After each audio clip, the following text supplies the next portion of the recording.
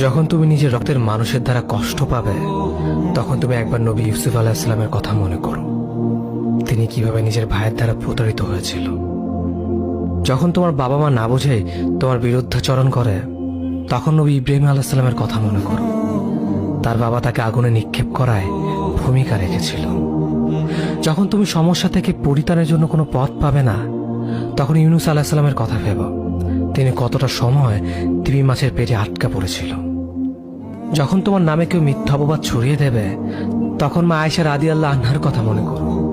তার নামে পুরো শহর জুড়ে কুৎসা রচনা করা হয়েছিল। যখন তুমি অসুস্থ ব্যথার যন্ত্রণায় কাতরাতে থাকো, তখন নবী আইয়ুব আলাইহিস সালামের কথা ভেবো। তিনি ভয়ঙ্কর এক ভাইরাসজনিত রোগে আক্রান্ত হয়ে তোমার থেকে বেশি কষ্ট পেয়েছিল। যখন তুমি দিনের কোনো বিধান নীতিতে যুক্তি খুঁজে পাও না, তখন নবী নূহ আলাইহিস সালামের কথা ভেবো। তিনি কোনো প্রশ্ন ছাড়াই মরুভূমিতে নৌকা তৈরি করেছিল।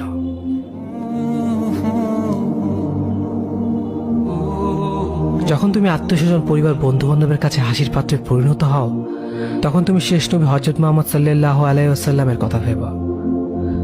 রাসূল সাল্লাল্লাহু আলাইহি ওয়াসাল্লাম বলেছিলেন, সবচেয়ে বড় পরীক্ষা দিয়ে সবথেকে বড় পুরস্কার আসে।